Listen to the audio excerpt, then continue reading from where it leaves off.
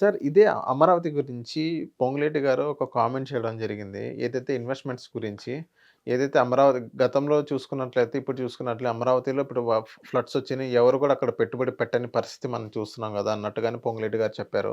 పొంగులేటి గారు జగన్మోహన్ రెడ్డి గారు అత్యంత సన్నిహితుడు కాబట్టి, జగన్మోహన్ రెడ్డి గారి అమరావతి క్యాపిటల్ అనేది ఇష్టం లేదు అని చాలామంది అంటారు. అందుకని ఈయన ఈ కామెంట్ చేశారన్నట్టుగానే చెప్తున్నారు.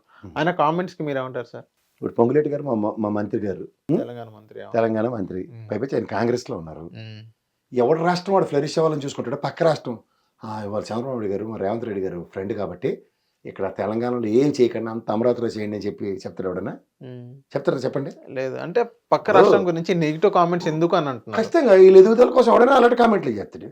ఆయన చేసిన దాంట్లో తప్పు లేదంటారు. ఖచ్చితంగా ఎందుకంటే నా రాష్ట్రంలో పెట్టుబడులు కావాలా, నా రాష్ట్రం అభివృద్ధి చెందాలా, రియల్ ఎస్టేట్ డౌన్ అయిపోయింది, అమరావతి అంతా తరలైపోతుందని వాళ్ళు మాట్లాడినప్పుడు చంద్రబాబు గారు రాగానే అమరావతి అంతా రియల్ ఎస్టేట్ బ్రహ్మాండంగా డెవలప్ అయిపోతుందంటే మరి తెలంగాణకి దెబ్బ పడినట్టే కదా సార్. మీ రాష్ట్రం బాగుపడాలంటే మీ రాష్ట్రం గురించి ఇన్ఫ్రాస్ట్రక్చర్ గురించి అవన్నీ మాట్లాడాలి.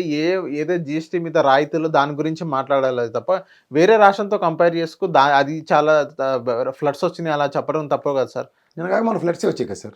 అంటే ఫ్లడ్స్ వచ్చింది కాదు, నేనేమంటే మీ రాష్ట్రం ఇన్ఫ్రాస్ట్రక్చర్ ఇలా ఉంది దాని గురించి గొప్పలు చెప్పాలి కానీ వేరే రాష్ట్రం కిందది అలా చెప్పడం తప్పు కదా సార్ అని అంటున్నారు. మన జిఎస్టీతో మన లడాక్ తో పోటీ పడి కింద నుంచి 32వ స్థానంలో ఉన్నాం. 33 జిఎస్డిపి, 33 లడాక్ ఉంది. మరి కంపారిజన్ చేస్తే లడాక్ తో పోలిస్తే ఆంధ్రప్రదేశ్ అంటే నేనేది చేయాలి చెప్పండి? అలా ఒక రాష్ట్ర ఫ్లరిష్మెంట్ అనేది హైయెస్ట్ ఇన్వెస్ట్మెంట్స్ ఇప్పుడు ఎక్కడ జరుగుతున్నాయి అన్న దగ్గర హైదరాబాద్, బెంగళూరు వేదికలుగా జరుగుతున్నాయి. మరి పక్క రాష్ట్రానికి కూడా క్రెడిట్ ఇస్తూ చెప్పాడు కదా. ఉదాహరణకు అమరావతి విషయంలో తప్పు మాట్లాడి అనుకుందాం, మరి బెంగళూరుని మెచ్చుకున్నప్పుడు ఫాస్ట్ గ్రోత్ ఎట్లా పరిగెడుతుంది అన్న దాని మీద కంపారిజన్స్ ఇస్తున్నాడు. మీరు అన్నట్టు ఇన్ఫ్రాస్ట్రక్చర్ ఇక్కడ ప్రొవైడ్ చేయకపోతే గ్రోత్ రేట్ ఎక్కడి నుంచి వస్తుంది? అవును, ఆబ్వియస్గా రెండు సైమల్టేనియస్గా జరుగుతున్నప్పుడు కంపారిటివ్ పాలిటిక్స్లో ఒక స్టేట్ని తక్కువ చేస్తూ స్టేట్ని ఎక్కువ చేసి మాట్లాడడం ఒక పొలిటికల్గా ఒక అధికారంలో ఉన్న ప్రభుత్వంగా ఖచ్చితంగా ఆయన చెప్పింది కరెక్టే. బట్ కంపారిటివ్గా ఇప్పుడు ఉదాహరణకి మనం రాష్ట్రానికి వచ్చిన పరిశ్రమలు గుజరాత్ తొన్నికి వెళ్ళిపోతున్నప్పుడు దాని మీద మాట్లాడవలసిన విషయాలు అన్నవి మీరు చెప్తే నేను ఏకీభవిస్తాను. జ్ఞాపకందా? అంటే ఒక సాటి తెలుగు వాళ్ళు మనం మీ కాకపోయినా ఇలా మాట్లాడుకోవాలి కింద చూపి సాటి తెలుగు వాళ్ళు అంటే మరి కలిపి ఎందుకు కొంచెం ఎందుకు ఎత్తిసారు మమ్మల్ని?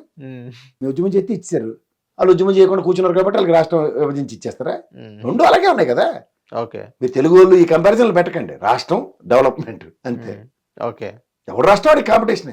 హిట్ టీవీ యాప్ ని డౌన్లోడ్ చేసుకోండి. ఇందులో short news, live news, entertainment movies అన్ని అవైలబుల్ గా ఉన్నాయి. Please download hit TV app. Hit TV app hit TV app ని ఫ్రీగా డౌన్లోడ్ చేసుకోండి.